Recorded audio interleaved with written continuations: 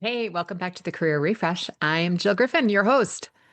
Today, we are talking about motivation, and it's something that I'm hearing a lot of people talk about. My clients are asking about it, especially when things feel a little hard right now. So, if you're looking for a job market, it feels hard. People are looking and needing to stay motivated because the process now is taking longer than it had previously. We're hearing that from start to finish, the job search could take up to 5 months, but that's from starting your resume, getting your mindset ready and prepared, getting into market, getting interviews, et cetera. So that can be 5 months. Once you are in the market and having interviews and starting to gain traction, we're hearing that that is taking about 45 days from your initial interviews to actually finding out whether or not you're the candidate or not and getting the offer, right? So that is taking a little bit longer. And sometimes it's hard to stay motivated even when you're in a job and things are fine, but the marketplace is changing and you're trying to figure out how to navigate and reach your goals before the end of the quarter or before whatever the time period is.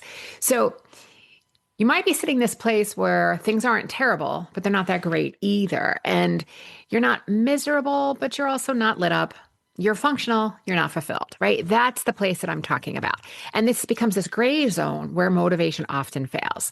So I want to remind you, you're not lazy, you're not broken. This is what happens. This is welcome to being human, right?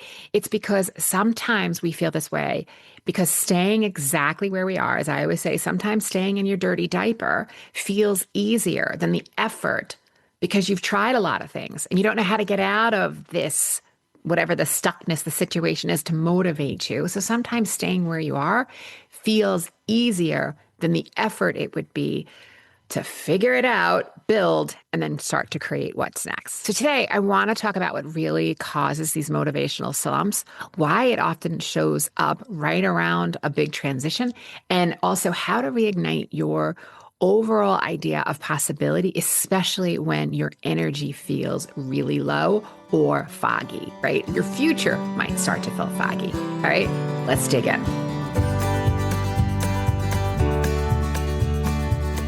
So, motivation does not slip or disappear overnight. It might feel that way, but it is slow. It's like that slow drip or the slow chipping away.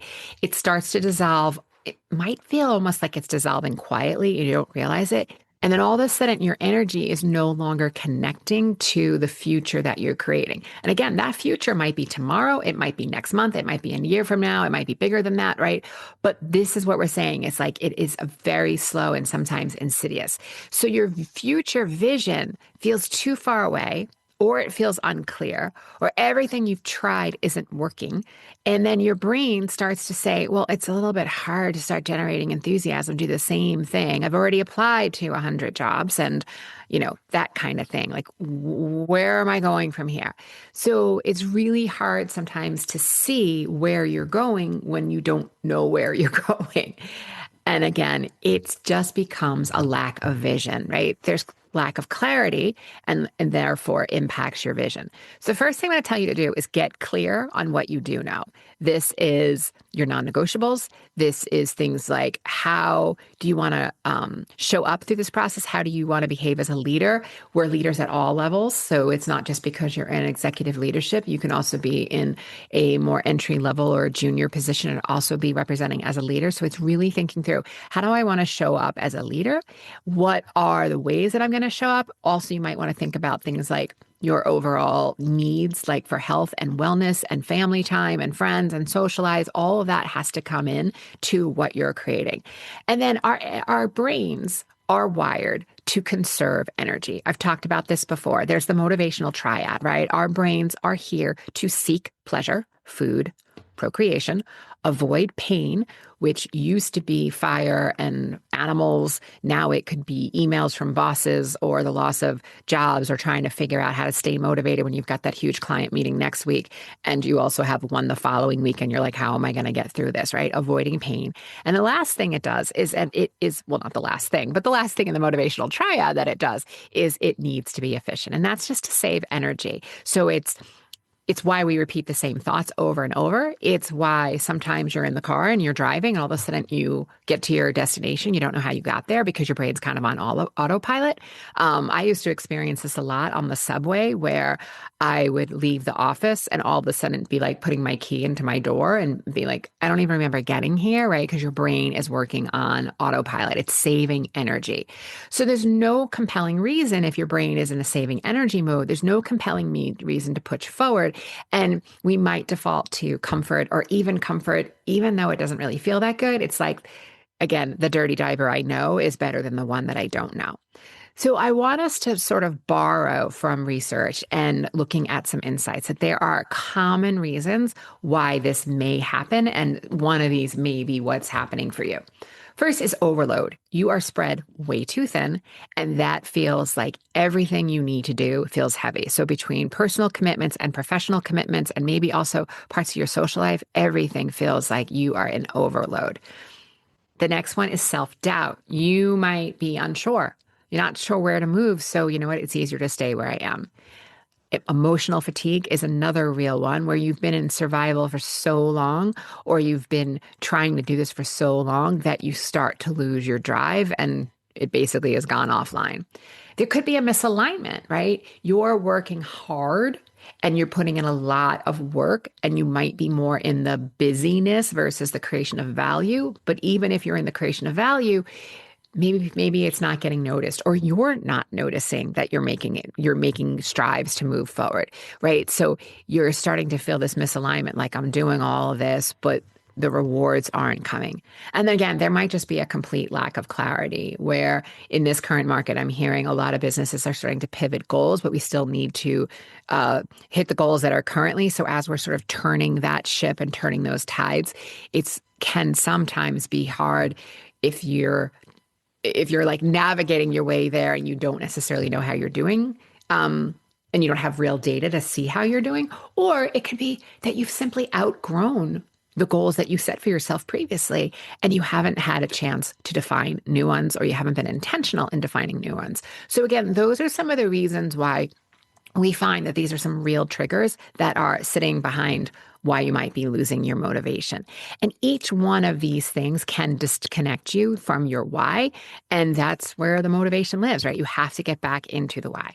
So moving from feeling stuck into possible, this is where we might be seeing like there's a turning point, right? It's not, again, about pushing harder. It's about finding how to feel slightly better in little incremental steps, right? Because you can't go from I love to I hate, or I hate to I love, right? That's a really hard switch for your brain where you're in the two opposing sides versus incrementally getting there. So you don't leap from I hate this to, oh my God, I love this, right? It just doesn't happen. Your brain is not going to buy that. So what we start to do is we aim for neutrality. We want to neutralize the thought. An analogy I often make, if any of you have driven a standard car, right? Like an automatic car, stick shift, you can't go from first to fifth gear without passing through neutral. Well, you'll blow the clutch, right? This is what we want to do. We want to neutralize some of those thoughts so that we can start building other thoughts that are believable. So you want to do this really, really in slow increments. When something starts to feel possible, it's going to change how you feel. And when you start feeling differently, you have a better chance of taking action, and that action becomes more natural. So you might want to think things like, it's possible this will feel different, because it is possible that it will feel different, and your brain can believe that.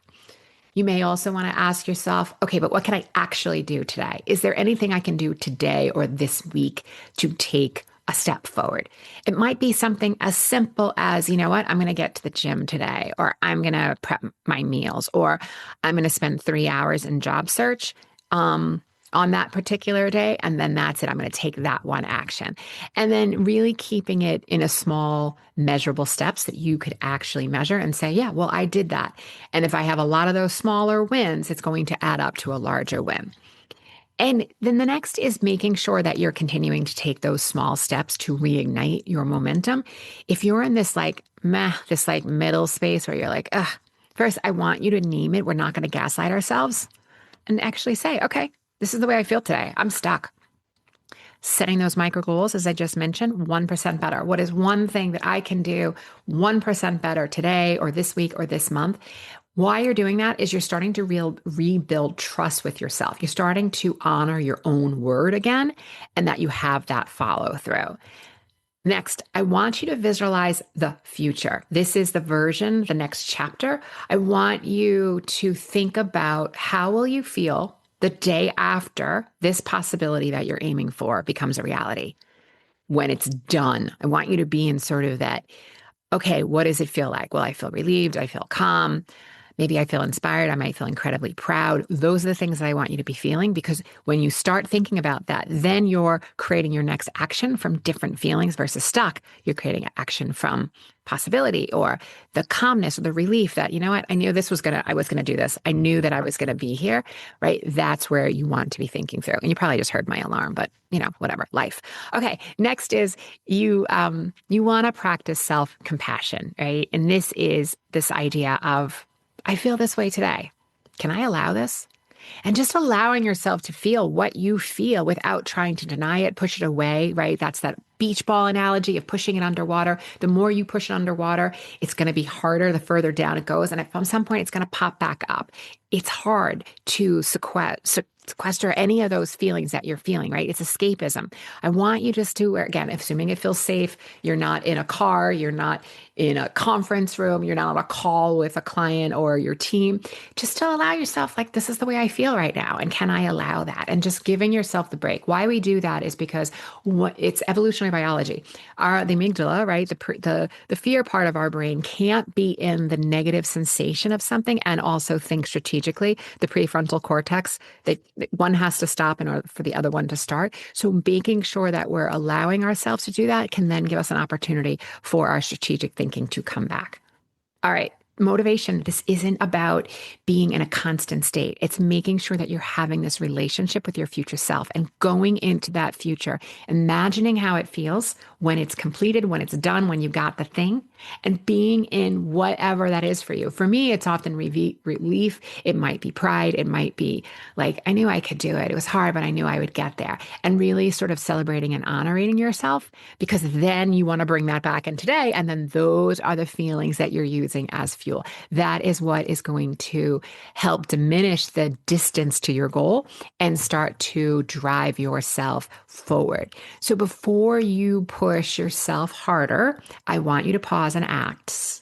What version of my future would feel worth the effort again? Because that's where you want to move forward, not from force, from this place of possibility.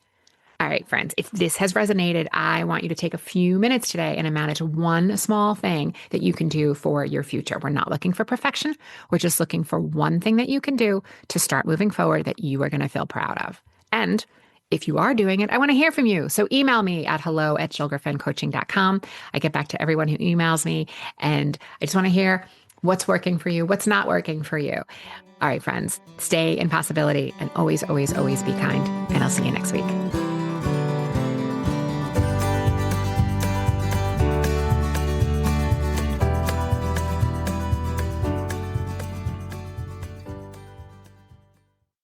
I'm Jill Griffin, your host of the Career Refresh podcast. My mission is to make workplaces more successful for everyone. So if you have ideas for topics or future guests, please email us at hello@jillgriffincoaching.com. Until next time, embrace possibility, be generous, intentional, and kind.